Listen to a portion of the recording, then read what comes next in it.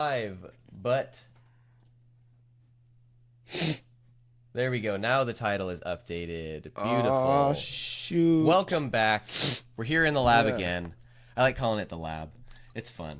It's a fun The little lab. accent. Well, we be up in here making concoctions. We do. We So- definitely cook a lot of meth.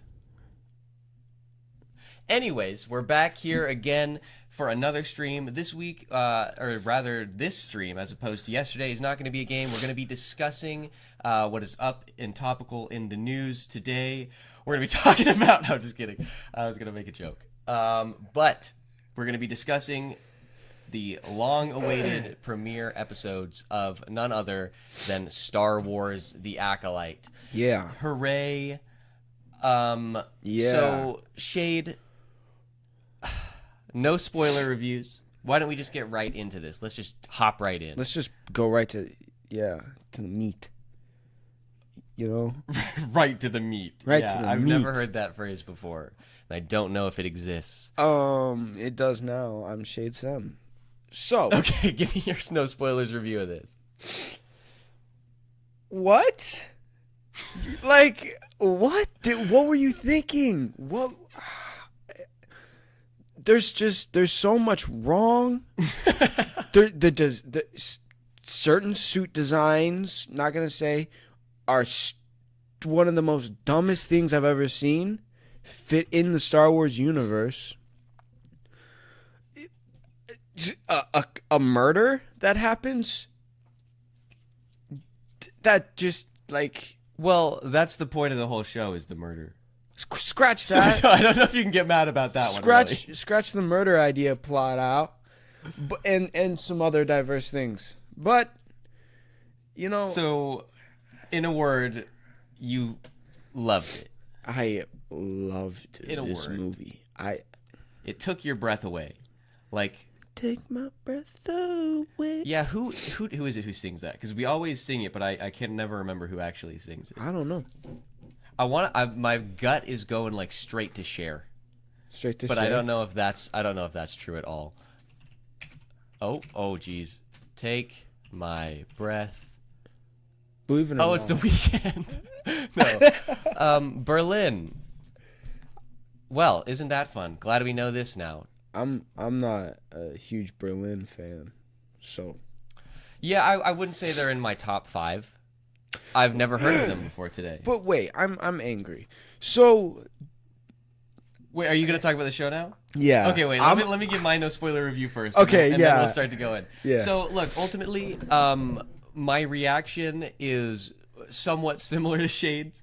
For a lot of things, I was like, what is happening right now? I don't understand how this series' budget is bigger than Kenobi. I don't understand what's going on. But I will say this, in a lot of ways, it is actually a decently made show. I think there are obviously things that I dislike, and we'll get into those in the spoiler section. But ultimately, I think maybe not a majority, but there was certainly a fair amount of like cinematography choices that I really enjoyed. Yeah. There were a lot of cool scenes. There were obviously some ones that I didn't like. There was like some lens choice that I didn't think was proper. It felt like it made too much separation between the subject and the background. Sorry, no, go ahead. I mean, okay, so one thing I will say that Star Wars is doing right lately with recent movies and TV shows is cinematography. Yeah, I'll agree to that. They really, really are putting the work in with that. So Yeah, no, I agree. Yeah, even the sequel trilogy, even though the subject-wise it's not exactly great, story-wise it's not exactly phenomenal. I agree. They're very well-made films. In a lot of ways, they're beautiful. They have some really, in some cases, they have really good effects. especially Rogue One. Especially Rogue One. That was so beautiful. Shout out to Gareth Edwards. Love that man. Directing the new Jurassic World movie. Go listen to that. Really? Yeah. Just tapped not that long ago, like Oh, last okay. month. But yeah, go listen to that video on our news and commentary for my full thoughts on that. But yeah, I will say, so there's a lot of cool shots that I enjoyed in this. I think Format-wise, sorry, I was just saying, I think format-wise, I do like the show. I like the idea that it's a sort of procedural murder mystery investigation. It's a little bit different from what we typically see with Star Wars. It's more crime focused, and I think that is fun. Now, the actual story itself, when we get into the details, there are some ideas that there's some Yeah. some writing that I don't think is very good at all. Yeah. But I do like the idea of the format, and I really like the idea that Star Wars, and I think this should be pulled over to like Marvel as well, and they did it a little bit with WandaVision. But I really like that these franchises are sort of, in some ways, trying to switch genres a little bit. Yeah. You know, they're trying to expand out past just, you know, a typical, savior film. You know, somebody who they're moving away a little bit from the typical hero's journey, and that's something that I really enjoy. You know, we're seeing influences from like westerns, obviously with Mando, and there's influence from some Japanese films in the Acolyte. I really like that we're expanding out a little bit more. But yeah, no, ultimately I would say I was incredibly disappointed. Yeah. Me too. To say the least. I think this if you had been in the room, we watched this together. If you had been in the room with us to watch this series, it would have been probably the most uttered thing was just Yeah. But probably the complaint I feel like we made the most was about the CGI. Yeah, the CGI was ratchet. It's abysmal. Like, I mean, in shots that I think are like theoretically relatively easy to do and are like staples of Star Wars. Yeah. You know, like the ship landing and take off. Or I guess we only really see it take off, don't we? Yeah, I guess we take off and flying through space as well. I don't understand. I'm going to reiterate. I don't understand where the budget is going for this. I don't either. Probably the cast, I guess. I don't know. I don't know. I mean, I don't know, because there are some cool effects.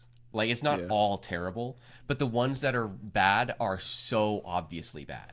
It's like such an obvious drop in quality. It's like, oh, this is where you cut corners. Did they do what Mando and Ahsoka did with the circle, the LED screens? No, yeah, there was the green screen, and I think they shot in, I want to say, like, Portugal.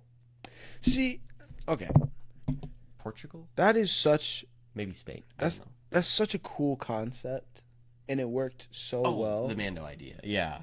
It worked so well for Mandalorian. I mean, it got reflections like never before. Yeah. You know, like, and that probably saved so much time and money. Probably saved a lot of time and money. Well, time probably in post-production for sure. I don't know about money. Yeah. I would be curious, I'm sure, to get something like that high quality in that kind of tech. I have to imagine that it's super cost prohibitive. Otherwise, I find no reason why they wouldn't. Yeah. I guess also it's just a different landscape. You know, we're in a very different setting in this. You know, this is in a lot of it is in like a city. You know, in like a little marketplace, a trade port or whatever. And that is true. And as opposed to like a lot of shots of Mando, which are like in the open desert. Yeah. Yeah, I guess that's true. So, yeah, that worked probably better with the Mando and Ahsoka layout. Yeah. But I do agree that they should try to use that. I don't know. I'd have to do some research to know how much that costs, but I agree that they should use that as much as possible, because it feels different. It feels much more immersive. And I got to imagine it helps the actor. You know, having an actual like reference of a place rather than just a green a green square to look at. Yeah. At this point, I think maybe we should start transitioning over to the spoiler section. Thank God. Spoiler section. Okay. Thank God. So we're moving on. We're gonna start going in depth into things, and we're gonna try to remind me to reiterate the spoiler warning every couple minutes or so in case we get. This is your only warning, people. That's the exact opposite of what I said. Oh. I said try to remind me every 5 minutes or so that I could mention that we're talking story spoilers. All right. And actually, you know what? Couple of warnings, people. But if you really want to watch the show and you don't want to be spoiled, then just click off now, and then come back. Yeah, I mean, okay, so here's the deal, is that there's, to be honest with you, I think there's really only, I can only think of one, like, spoiler, per se. You know, I can only really think of one that I think is, like, is sort of surprising. All the others that I'm thinking of, at least, are all, at least, maybe they not known to, like, the casual fan, but, like, through reading interviews and stuff, like, I had already known it. Yeah, and so it's true. I don't know. Why don't you get started? Why don't you give us your spoiler full thoughts on the story here? Okay, so number one, there are many hints towards certain issues in modern day, like for example, Talking about the story. oh yeah, sorry, yeah, like, I mean, there's just certain issues and certain characters that just seem so numb, you know, like what's his name? He's the guy who thought Anakin blew up the Death Star. Yes. Yord is the character's name. Yord, he was like a robot. That was one issue I had with Yord. Plus, he was just always like it feels like they want us to, like, make us feel like he's the main character, right? But it doesn't feel that way because he's just kind of there.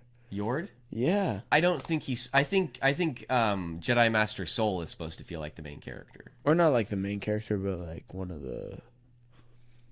Yeah, I mean he's in the main crew. Yeah, he's there. I mean, he's there as much as, like, say, Daphne Keene is. He's there more. We're in the spoiler section, so he's there more than, like, Carrie Ann Moss. Yeah, that's true. He's there quite often. I mean, I don't know. I think he feels like to me at least, he seems like a fairly good secondary character. Like, he's in the background. He shows up when he needs to.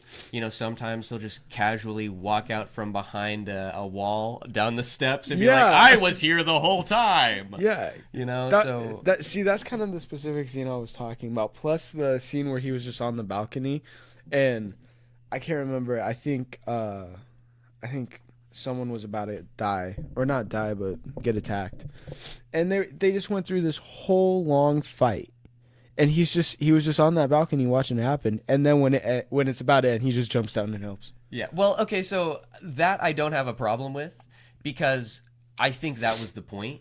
I think that was the plan, because again, Jedi Master Soul, well, I was just say the Jedi Master, but that's pretty obvious from his name, huh? Jedi Master Soul. I haven't had a lot of water to drink today. But I think that was the plan because he knows the person he's fighting, right? He knows her, and so I got the sense that Yord was just positioned on, like, Overwatch duty. He was just there to jump in if he was needed, and so when she began to run away is when he jumped down and was like, "You're not going anywhere." God, you're a nerd. But I don't really like him all that much. I don't either. I don't really like him, frankly. He seems like, and he could be maybe. I agree with you that he's, like, flat. Like his delivery felt kind of flat. Like it just feels like there's not really much to the character. There's not much. Yeah. Well, there's not much character there. It just feels like he's very one-sided. And look, maybe again, there's only 2 episodes, so it's early, but I think you could at least put, like, maybe a little hint of something there. Yeah. But really, he's only there to be like, I think we should put her in handcuffs. Yeah. I think she's a murderer. You know? And that's pretty much it. Which, it was such a weird tone change, because in that scene, you know, they're in the room together, they're talking. In which scene? It's the first episode. He just goes to go visit like the knight. The second main character. Yeah. Yord, or I'm talking about Yord. Yeah, Yord goes to. Are you talking about when Yord goes to visit the second main character? Yeah. Oh man, what's her name? Say my name. Oh, Jiminy Christmas. No, not that one. Let's see. We've got the cast list here. Does it Osha?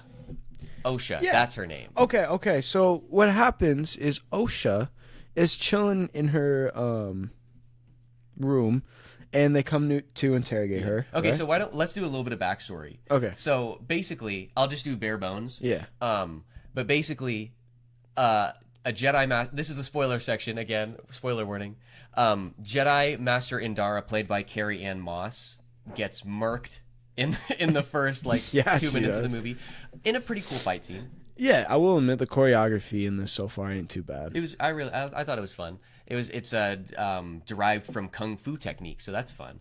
But Carrie Ann Moss gets murked, and these Jedi are sent to investigate. Yeah. And Yord goes to interrogate our second main character, Osha, who matches the description of the person who killed Carrie Ann Moss. Yeah. Okay, now you can go. Okay. Woo. Wow. Okay. So they go to interrogate her, and I guess these two have had a friendship, a really good bond in the past. Right. Yes, because Amandla Stenberg's character, whose name I just forgot, I just said it, Osha, she was a former Jedi Padawan. She was, or I guess I don't know if she ever got to Padawan. She was in the Order. I don't know what rank she was. I don't know. But she was in the Order for a time with Yord, and you get the sense that they were, very close. Like they basically trained together. They might have even trained under the same, or no, they probably didn't train under the same master because she trained under Jedi Master Soul. Anyways, but they're very close, and she actually leaves the Order through events that will be explored later on, and so they have a pretty friendly relationship in the beginning. Yeah, well, they still had a friendly relationship at the start of the conversation while they were doing the interrogation. Like, he was really nice. He was like, Well, it was before the interrogation started. It was yeah. just a friendly conversation. Okay, so then. that was just a tactic. Yeah, he was like, "Hey, it's been so long." Okay. Another thing I have a really big problem with is design choices. For what in particular? A lot. Everything. No. There's a couple. No, there's some that we've discussed that we like. There's about 3 already. Number 1, the spacesuits, the modern day spacesuits. Yeah. I didn't like that at all either. What were you thinking? So basically, Osha is like a mechanic on a space freighter, and in the way that we get introduced to her, basically, is she and her partner, I guess, go outside of the ship to repair damage, and they're wearing like near future spacesuits. Like they're like very nearly modern day, but they're like slightly more advanced. They look so close. It almost feels like Interstellar. Yeah, it almost is. It literally almost is an Interstellar. Slightly suit. more advanced than that. It literally looks just like a spacesuit. Yeah, just your average spacesuit. And it was like, what? It didn't feel like Star Wars. Yeah, no, not. There was a lot of items in this movie that just didn't feel like Star Wars. The hair. Yeah, it was very modern hair. It really was, and I like. Yeah, I don't know. Modern hair in Star Wars, you gotta have some weird hairdos. Not all the time. Well, it's a sci-fi epic. It's supposed to be crazy and over the top, and yeah. Leia has her cinnamon rolls. Yeah. Rey has her 3 buns. That's cool as shit. Yeah. And then Kylo Ren just He just got a mop. He's a little goth boy. He just got a mop. He's a little goth boy. Little Adam Driver. I really need to watch more stuff with him because I still haven't watched anything except Star Wars. Marriage Story. I've heard, that's amazing. I watched that. Holy crap. Yeah, I'm pretty sure that if it didn't win, it got nominated for some Oscars. Scarlett Johansson's really good in that. Yeah. Design choices. Design choices. Yeah, no, there were things that didn't quite feel like Star Wars. It just the spacesuit. It was just so minimal, I guess. And I guess it wouldn't be quite such a big thing if it weren't like one of the first few things that we see in the series. Yeah. It's like obviously the first scene is the fight between the assassin and Carrie-Anne Moss, and so that's very Star Wars. But then immediately after that, we're placed in like a really weird place. And look. The damage that they're repairing on the ship in outer space. It's a campfire. Yeah, fire. It's fire. I think that's all they did too. Was just they didn't even check it. they just. Yeah, it was literally like, oh, we got a little fire, and it's in space, and I don't know if you guys know this, but in space there's no oxygen, and so fire can't burn. Fire can't burn without oxygen. Wait, maybe they had like a force field. No. I doubt it. Wait, yeah, why would they have the spacesuits on? So if your argument is going to be that they have a force field, then you need to have an effect that shows the force field. That is true. You know, you need to have like a haze or something. Even if you don't want to show it or spend money on the CGI, just have a slight haze that the camera goes through, and then you never have to show it again. Remember when Leia flew through the sky? Yeah, that through space. Amazing scene. Yeah, sure. That will forever live on in my memory. Was that The Last Jedi? I think so. Yeah. God. Shout out Ryan Johnson.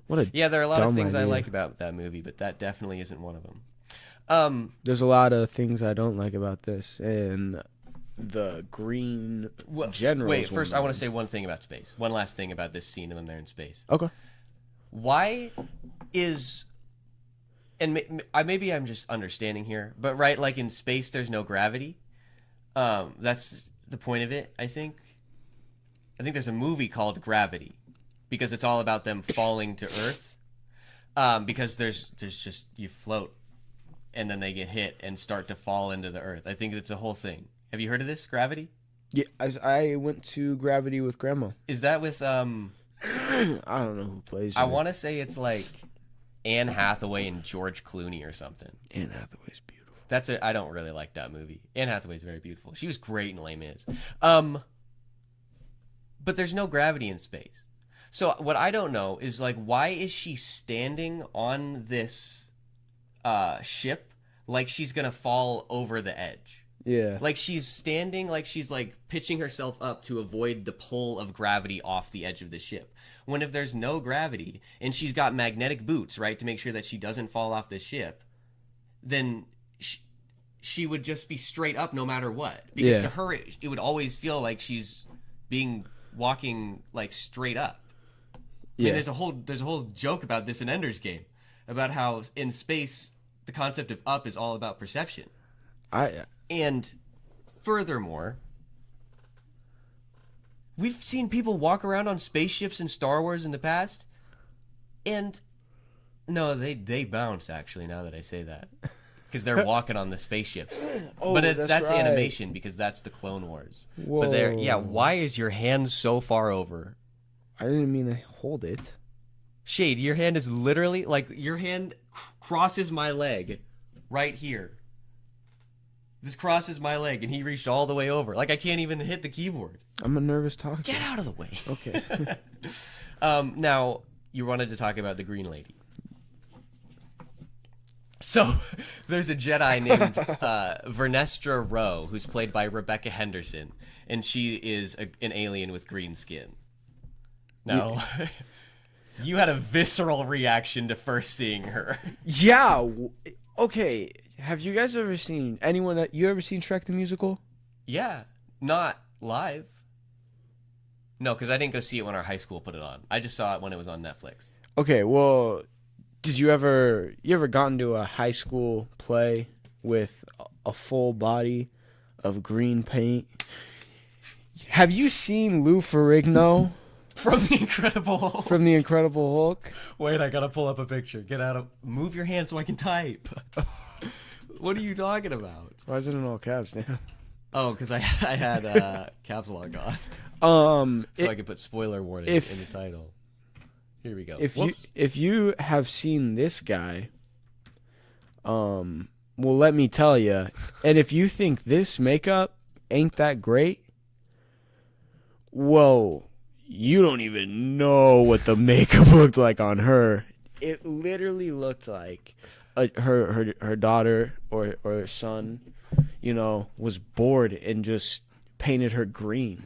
And she's just bald. Like, there's no tentacles, there's no hair, which is okay, but it just didn't fit at all. Like there should have been something, like maybe like a cool hat, Mm-hmm. or I don't know. I think my biggest problem with it is it looks so uncanny valley. It looks so weird. It looks so like obviously makeup because there's like no texture to it. Well, there's just no effort into It's it. it's just straight green. That looks cool. This is a 6 still. That's gonna be intense. I was gonna try and find a picture of Vernestra Rowe. But hey, for all we know, this show could get better. It very well could. There's still 4 episodes, and there's a lot of mystery to uncover here. Now, my hope for the rest of this lies. That is a beautiful dress. My hope for this. I've never said that before in my life. That was that was an instant reaction. Oh man. My hope for this, or I think the saving grace of this is still such a cool poster. Yeah, that is. I think the saving grace from this is going to probably come, hopefully, from an interesting mystery. It's from learning who, again, spoiler warning, we're live, spoiler warning. The interesting part, I hope, is going to come from a satisfying mystery surrounding who May's master is. Because, and we never actually said this, we haven't said this yet because we moved past the interrogation scene, but the person who murders Carrie Ann Moss is the twin of Osha, the twin of the mechanic. Yeah. And this twin is a very well-trained assassin. And throughout the course of this, it's slowly revealed that the purpose, or the reason that she's going after these Jedi is because, one, she just wants to kill them due to a perceived wrong, either perceived or actual, and she actually has to do it without a weapon, because if she does it without a weapon, the master will accept her. And we don't really see any actual glimpses, any actual real indication of who the master is. We just see a robed figure in the background with a red lightsaber. Yeah. I believe, actually, whoever it is featured on the poster. Yes, that, I believe, is them right there. Yeah, there's the red lightsaber. I thought that was just a line for a second. But yep, that is the Jedi Master. And then this is Osha. So this is the mechanic, and this is her twin sister, May. And then this is Jedi Master Soul, who we've discussed. Oh, I'm not even showing the screen. Great. So this is the Master, presumably a Sith who would undertake the assassin into underneath their wing and train them in the ways of the Sith. This is Osha, the mechanic who has been wrongly accused of murder. This is the assassin, the twin sister of Osha, whose name is May. Carrie Ann Moss, obviously, R.I.P., stabbed in the heart with a cheese knife. And then...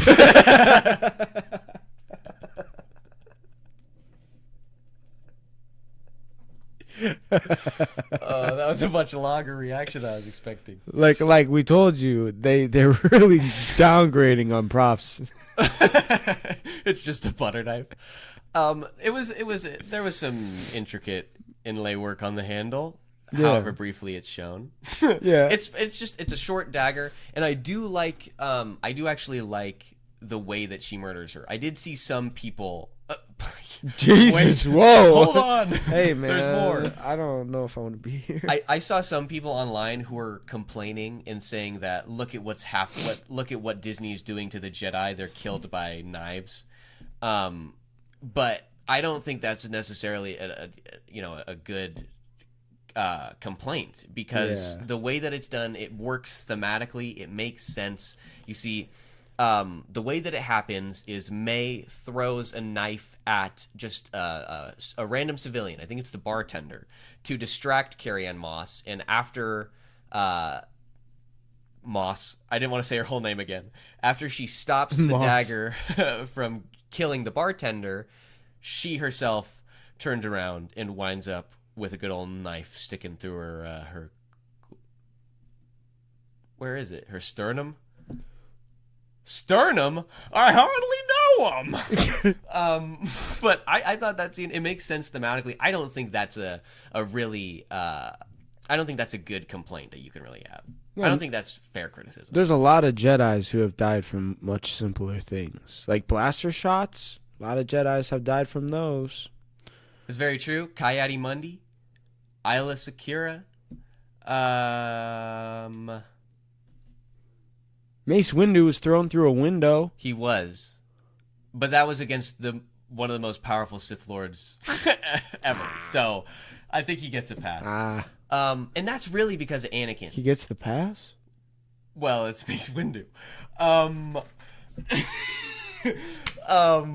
Where was I going? No, so if Anakin hadn't, intervened, then Mace Windu easily would have subdued.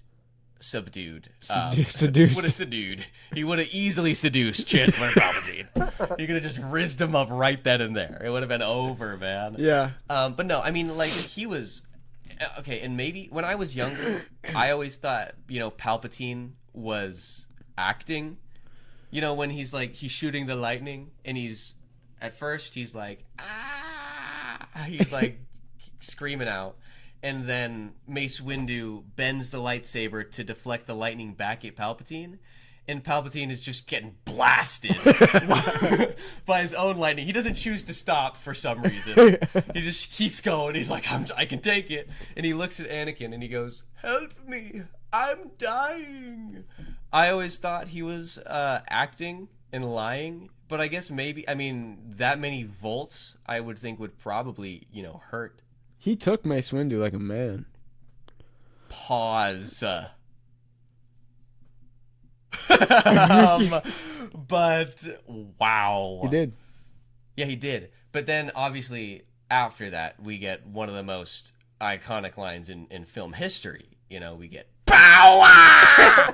Ultimate! Oh no, it's unlimited power! Which is just some of the best dialogue ever written, I think. No. That's my Darth Vader impression of him saying no. Oh yeah, that was pretty bad. Afterwards, yeah, he crunches like the whole room, and then he steps out and he just goes, no. Come on, James Earl, you're not gonna put any inflection, any tone into this? I still got to give you that Jesus clock. Yeah, I don't remember this, but yeah. You know what Jesus clock I'm talking about? No. Why don't we get back to Star Wars The Acolyte? It involves James Earl Jones. Oh, okay, then continue. Okay. I thought this was a massive redirect. No, I was going to get you a Jesus clock, and every single hour... Was going to get you. Well, I still can, if you need me to. Oh, when you said forgot, you meant... Please, you're squeaking my keyboard. When you said forgot, I thought you meant forgot to give it to me. Oh, sorry. Pause. Not forgot to get it. Anyways, continue. Sorry. I want to get it because it would Pause. Hey. Full of them this episode. We're free. Finish your thought or I'm going to go talk about Star Wars. Okay. So it's this Jesus clock, and it's got Jesus' face slapped on it. Every single hour, it reads off a prayer, but it's voiced by James Earl Jones. That's amazing. That's amazing. I need that, yeah. Our Father. I don't know. Truly I say this to you. I am that I am. Oh my god, I can't imagine James Earl Jones reading that. That would be insane. A whole book, the whole Bible read by James Earl Jones? Yeah, I'm imagining the scene. It's the where Jesus is in front of Pontius Pilate, and it's or no, I think he's before the Pharisees, and they're like, "Who are you to claim you're the Son of God or whatever?" And James Earl Jones just goes, "Before Abraham was, I am. Me and the Father are one." That would be amazing. What if Jeff Goldblum did the whole Bible? Hey,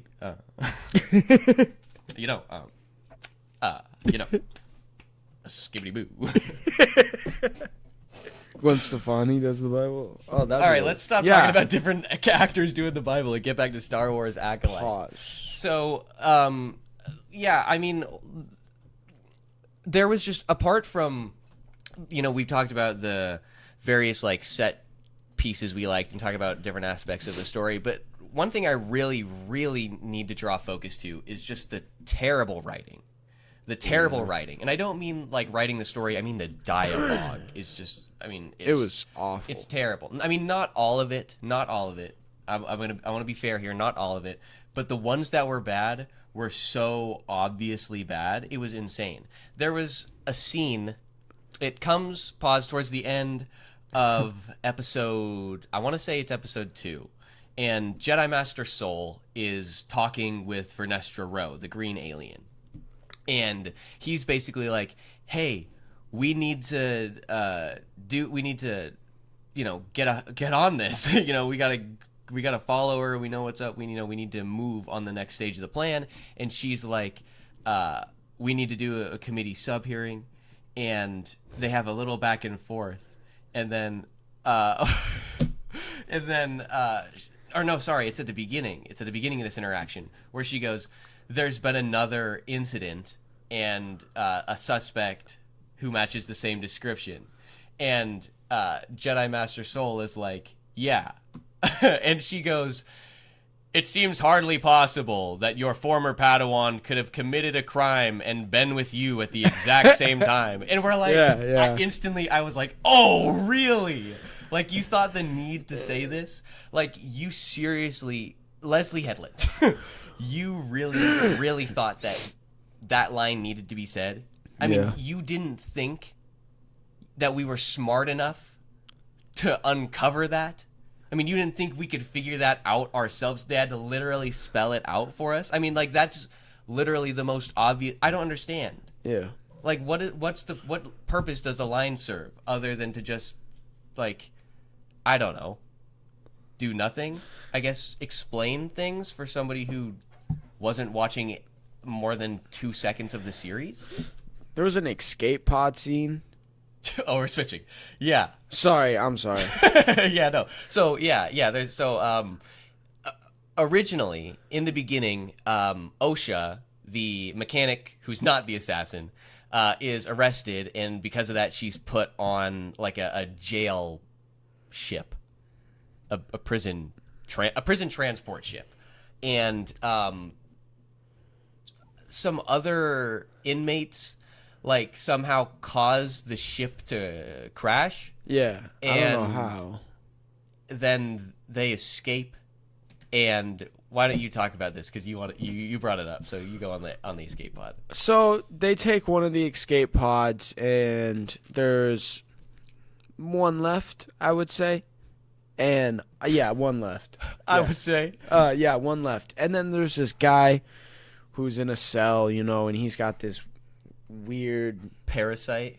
This weird starfish-looking thing on his mouth, and he had like gross, like organ-looking things wrapped around him. Yeah, he didn't look in a good way. Yeah, he was doing all right. So, she zaps that freaking starfish off of his mouth, which was a good example of horrible CGI. It was insane how bad it was. When that thing flew away, why did it fly away? I don't know. It was just a flap of skin. So, for reference, to just put into comparison how bad this CGI was, it was as bad as Snake Plissken riding his motorcycle onto the bed of a truck in Escape from L.A. It was absolutely horrible. Go listen to that My Father Before Me if you haven't yet. It's some of the worst CGI I think it was crazy. Yeah, no, it was bonkers. And, you know, she's looking for, she helps this guy out. And then this guy, he's like, ah! And he gets up and he just sprints right for the escape pod, screaming like a chicken with his head off. Or I guess running around with like a chicken with his head off. Yeah, a chicken with its head cut off probably wouldn't be able to scream. I don't know. You ever cut a chicken's head off? But so he runs into the pod, and now she's screwed. She sits down. She sits down, braces for impact. She buckles up. For safety, of course. Yeah, mind you, this thing's probably going like 100 miles per hour towards Earth. Well, it's probably going a lot. It's however the entry speed would be. Pretty they're fast. crash landing onto a planet from outer space. Yeah, they're crashing something into something, which should mark you at least. She gets out unscathed, and her hair is immaculate. Perfect. Beautiful. Immaculate. It's amazing. They really took time on hair for this. That's where the budget went. But so on the actual crash scene, one aspect that I did like was the like faux force vision dream sequence. I really like that. So they crash land, and she wakes up, and again, completely unscathed, and walks out and essentially experiences the implication is that it's like a vision from the Force. It is her communing, in quotes, with her younger sister, with her twin sister as a child, which interestingly enough, they didn't use the same actors for the children. Yeah. They're supposed to be twins, but they use different actors. I don't know. But sorry, go ahead. I give up. I give up on Star Wars. I'm just kidding. It's over. It's over, man. It's over. Game over, man. Game over. I liked the idea of the dream sequence. As Sequoia brought up while we were watching it, it was reminiscent of the sort of dream sequence that Rey experiences in the sequel trilogy, in The Last Jedi, when she's training with Luke. It sort of has the same vibe as when Luke is in Empire on Dagobah, and he travels into the cave to face his fears, right? Yeah. It felt pretty reminiscent of that. And so that aspect I pretty much enjoyed. But yep, then after that, after she has her Force vision, she wakes up and, yeah, completely unscathed. At least that time when she wakes up, she breathes heavy. Yeah. She breathes a little heavy. Yeah, so, you know. But yeah, not a mark on her. She's chilling. And then I at this point, I think we should probably transition to discussing the cast list more in depth here, because we sort of talked about people, how they relate to the story, but now I want to sort of focus a little bit more on the performances themselves. So here in the cast list, top build, we have Amandla Stenberg, who's playing May, or Osha, the mechanic/assassin. God. Yeah, I just... the acting, her line delivery, almost, probably like at least 80% of the time, terrible. Yeah. It's really bad.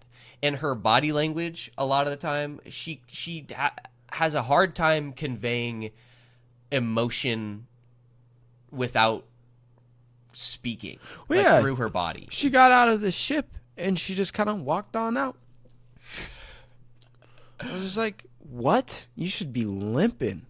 Yeah, well, you should. I mean, you should probably be a little bit hurting at the very least. A little concussed maybe, or at the very least, if you don't want to give her a limp because she has to like run away or whatever, at least when she stands up, have her like, my head, like it's at least like, oh, you got injured, or give her a bruise or something. Yeah, I mean, she was really bad. I can't honestly think of a scene where I was impressed by her. Yeah. Now, again, granted, we're early. 2 episodes. Yeah. But there are some seriously emotional parts in these 2 episodes where you can really convey and really perform and really live out the part. And I don't think she did.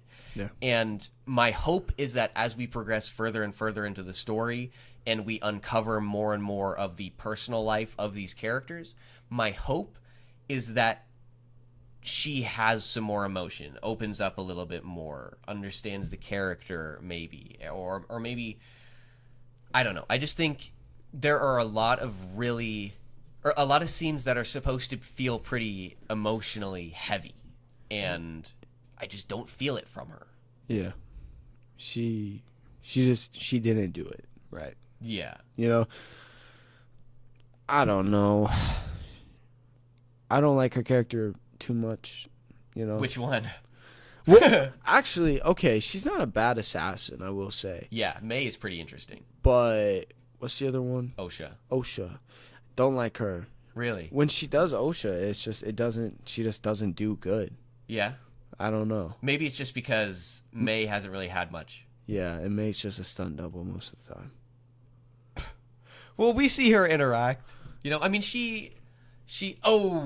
I got to come back to one thing in a minute here. But I mean, we see her interact with like various people and stuff. But I agree, May to me is a much more interesting character. May is much more interesting to me than OSHA. Now, I think OSHA will become more interesting to me if we get to see some more time of her at the Jedi Temple. Yeah. You know, I know that episode 3 is purportedly supposed to be a flashback scene, and centers on the twins.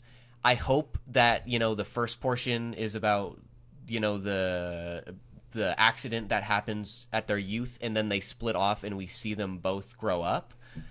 I half get a sense that it's mostly gonna be the incident, and then I feel like we're gonna get a lot of screen time for May. Yeah. Which, again, May is cool, and I like May. And I think she has a super interesting drive, and I want to see the events of what happens there. I just want to know more about OSHA. I just want to know more about her. Because, like, there are so few people that we've seen in Star Wars who have been members of the Jedi Order and who have left. Left, period, but especially left willingly. Yeah. You know, I mean, as far as main, the lamp got unplugged. That's fascinating. So it's gonna be a little dark in here for a minute. I'll fix that in a minute. I'll go fix that, and I'll let you riff. I don't know what I was saying. And so with that, I'll leave. Okay. If you want to continue going through the cast list, okay. Go right ahead. All right. So, next up on the cast list, we have Daphne Keane. I love Daphne Keane. I mean, I've only seen her in Logan, but Logan was great, and she was phenomenal in Logan. And she's doing pretty good in the show. I don't really have too many complaints about Daphne Keane in the show. I actually really, really do like her character's design a lot. So, yeah. So Daphne Keane, that's kind of all I got for Daphne Keane. Jodie Turner-Smith. We haven't seen her yet. Okay. We have not seen her yet, so can't say too much. Be a little hard at least. Lee Jung-jae. He plays Master Soul. He's cool. Brendan told me that he learned English for this role, which is dedication for a pretty shitty role. Wow. I'm just kidding. He's cool. Sorry, dedication for a pretty bad show so far. But yeah, I like him. He's pretty good. He's doing good. Like, he plays a really good wise Jedi Master, you know. And his line delivery so far has been a little rocky at times. Well, he's learning English. Yeah, that is true. He is learning English. So I guess I'll cut him some slack.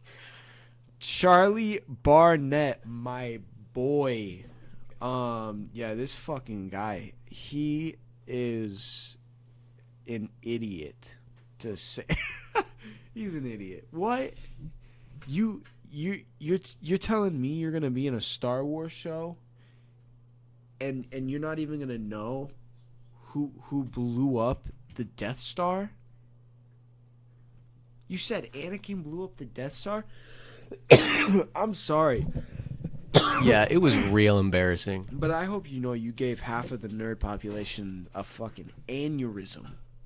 You know, like a full-on aneurysm. You sure gave Brennan one. Oh yeah, I talked about it for like 10 straight minutes on an episode. I don't see that. I don't see Brennan's vein pop out of his forehead a lot, but it was bulging. It was so frustrating because, well, okay, so one of the main reasons that it irritates me so much is, well, one, he said he was a fan. Two, I tried to cut him slack because, you know, slip-ups happen. I say wrong names all the time. I just said long instead of wrong, so I say wrong things all the time. But he said it like 2 or 3 different times in different interviews. Yeah. Like, and they were like months apart.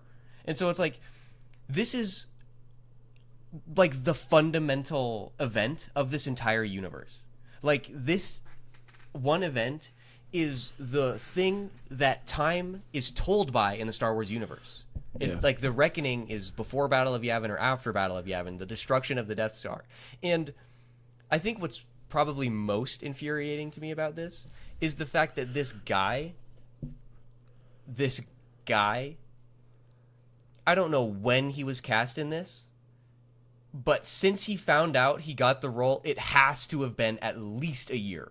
Yeah. And so you're telling me in at least a year, I mean, even in like, you know, the month after the first mistake, you know, you don't have time to watch a 2-hour movie or even do a 30-second Google search. Yeah. It just made me so mad. It makes me so mad right now. Like, is it literally all you have to type all you have to type in is who destroyed the Death Star, and the very first response from the AI overview is Luke. Anakin created the frickin' Death Star.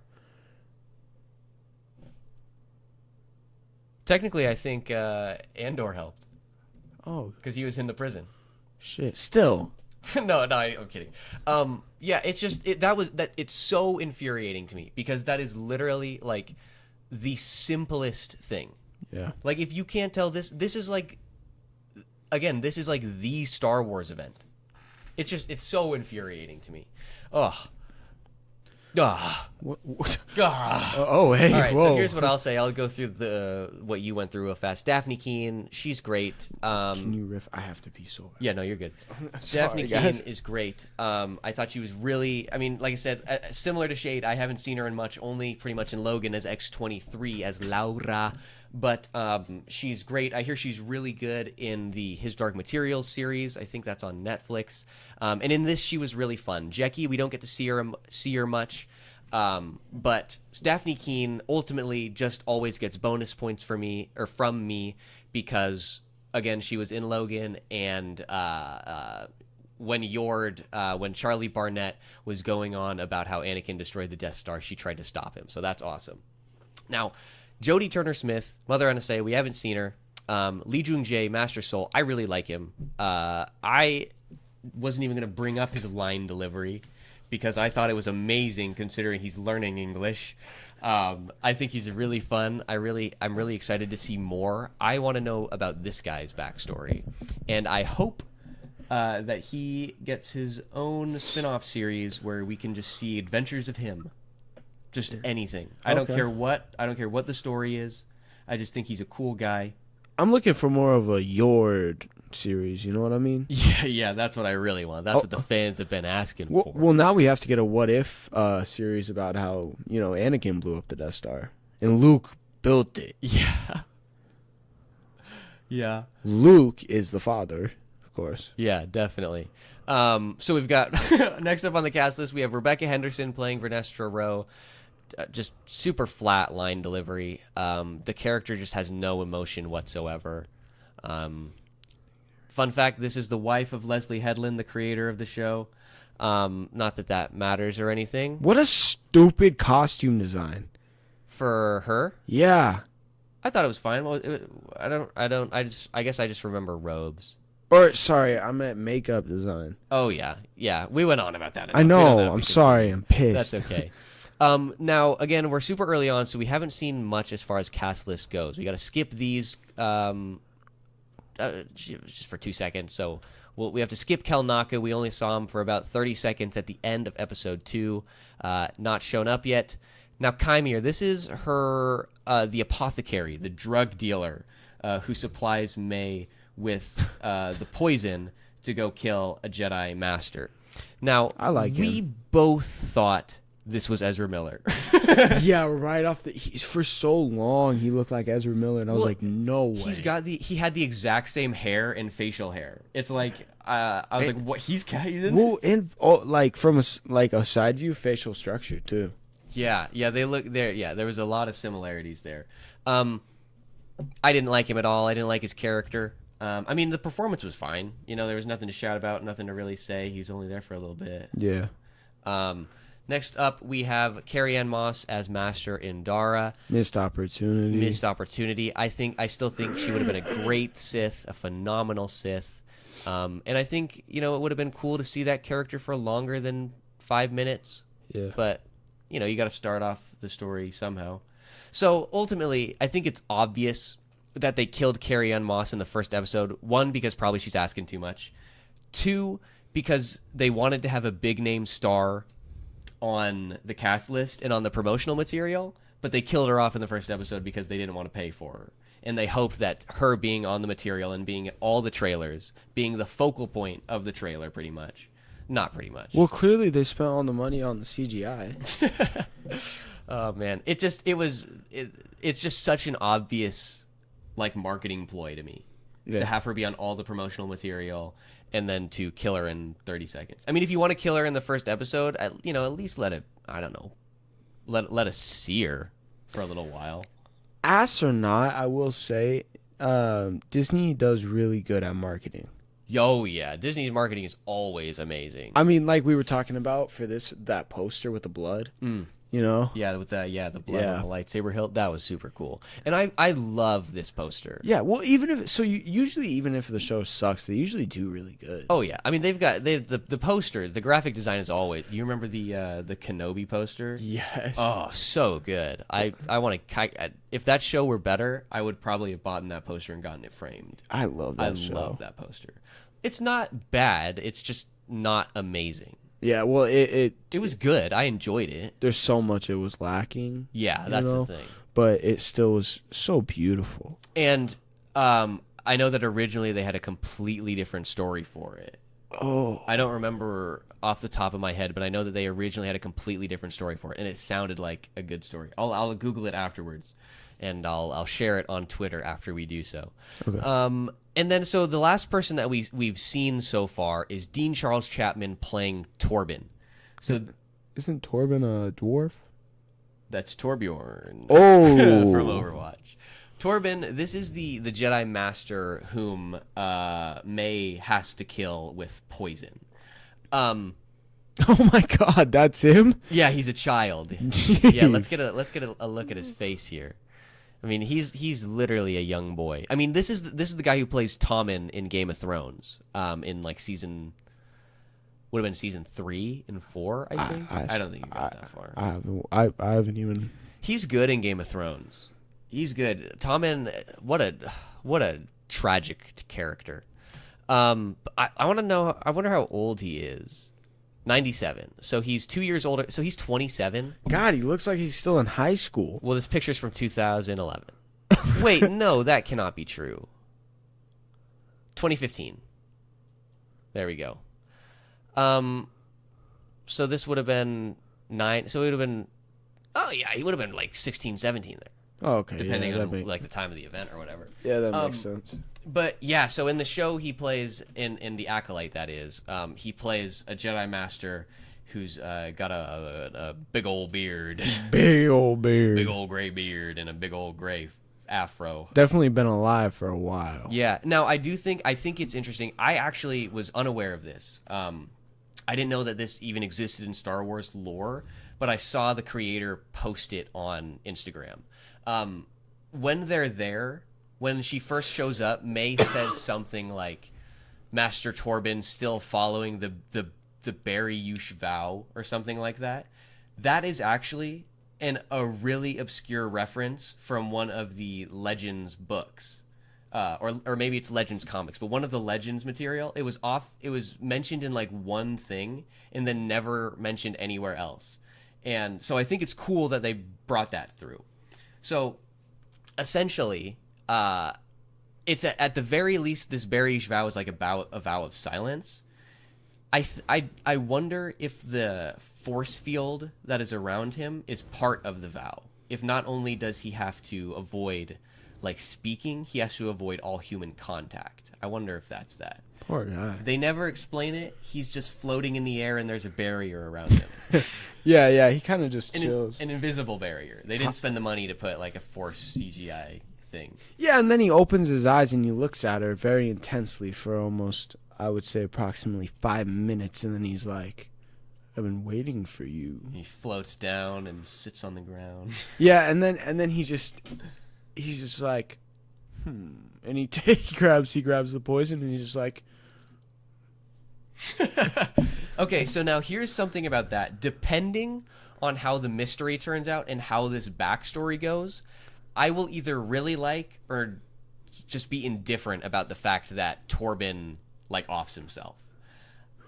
It could be really cool. So if the backstory, if the event that causes him to have this grief and causes like problems for May and Osha, if that is really cool, then him like floating down, not speaking to anybody for 10 years, floating down, being like, please forgive me, and then taking the poison, that could be really cool.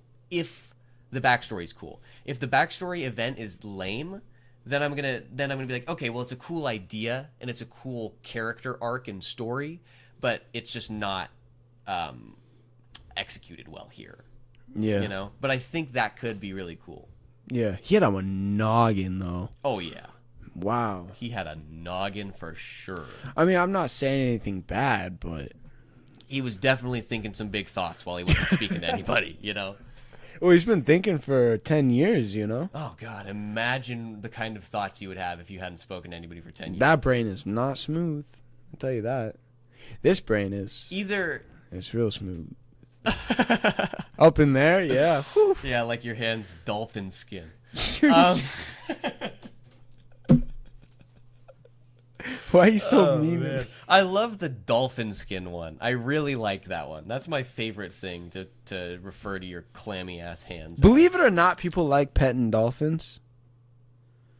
Okay. Nobody likes to shake your hand, so I don't know what the comparison is here. So go. Now I will say this. I don't necessarily like the idea that May dispatches of 2 Jedi in the first 2 episodes. Yeah. I don't really like that. I think that's super fast. I mean, granted, we've only got 6 episodes. But I don't know. I mean, it felt too easy, I guess. Yeah. You know, it felt like there was no difficulty at all. This feels lazy. Yeah. It feels so lazy.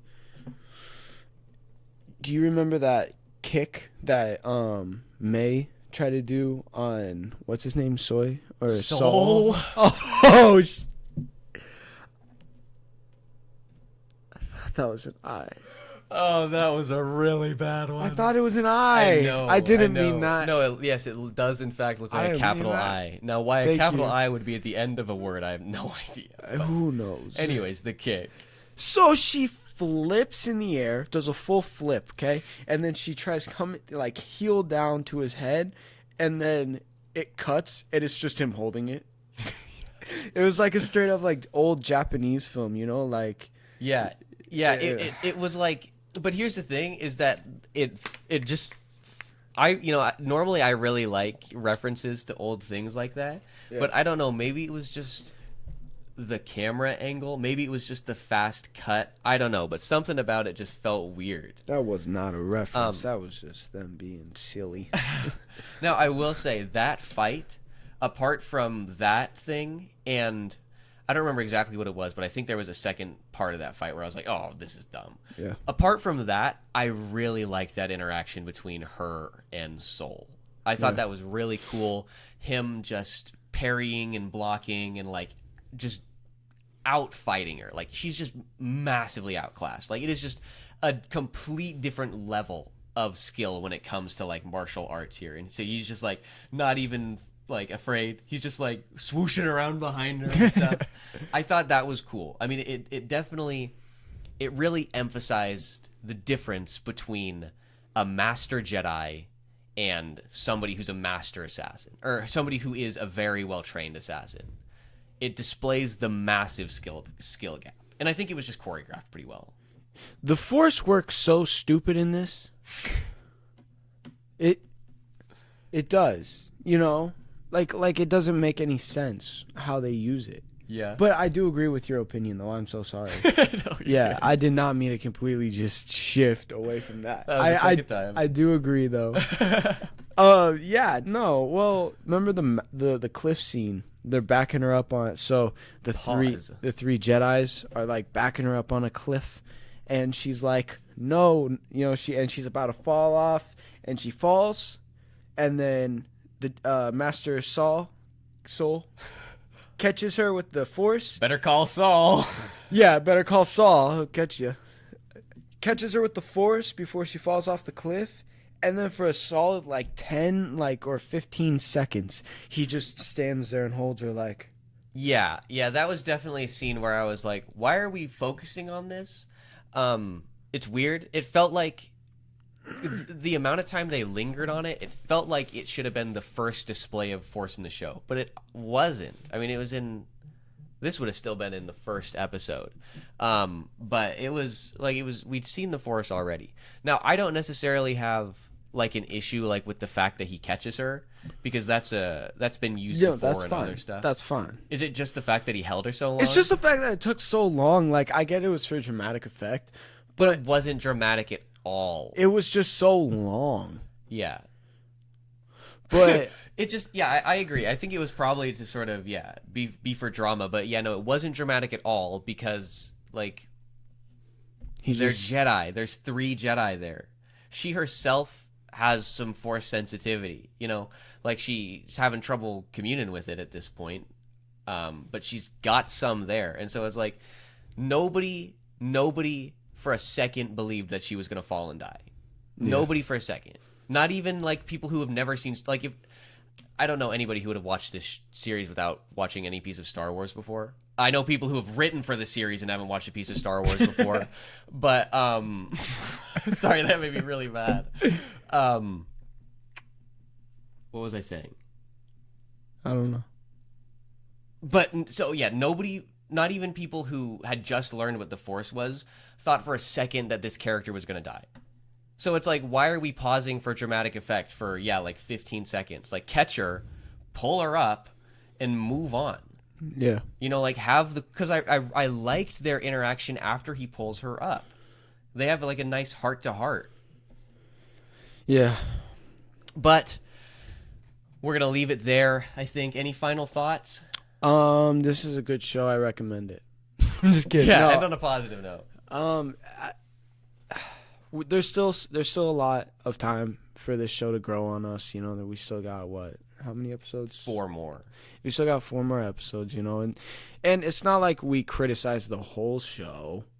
Only most of it. Only most of it. No, I feel like I at least tried to be pretty fair and talk about as much all the things that I did like as well. That Wookiee scene was so dumb. At the end of the second episode? Yeah, what the crap was that? That was weird.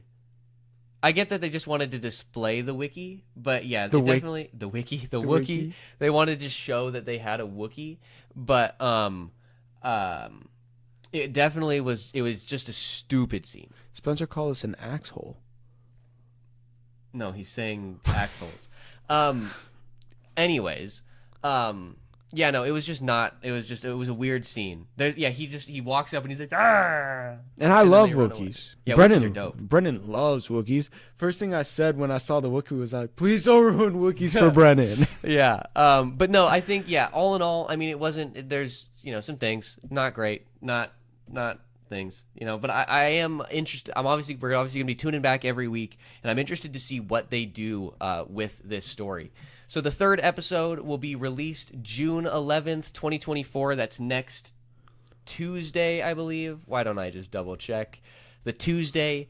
And we will be back next week for another review of Star Wars The Acolyte, Episode 3.